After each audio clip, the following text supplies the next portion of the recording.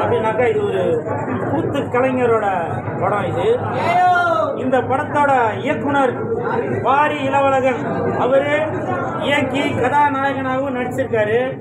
அவருக்கு என் மனமார்ந்த வாழ்த்துக்கள்.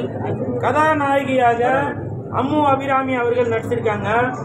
ஒரு கணவருக்கும் இந்த மாதிரி ஒரு மனைவி அமையணும்.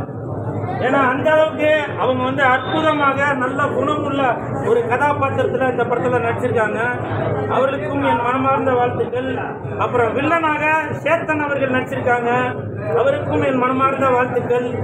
படத்தின் தயாரிப்பாளர் திரு சாய் அவர்களுக்கும் டிக்கெட் பாக்ஸா ஏதோ பேர் சொன்னாங்க, அலெக்சாண்டரா ஏதோ பேர் போட்டு, அவருக்கும் என் மனமார்ந்த வாழ்த்துக்கள். இந்த படம் மொத்தத்தில் இந்த படம் நலிந்து வரும் இந்த கூத்து கலைஞர்களோட கதையை அப்படியே அப்பட்டமாக திருவண்ணாமலை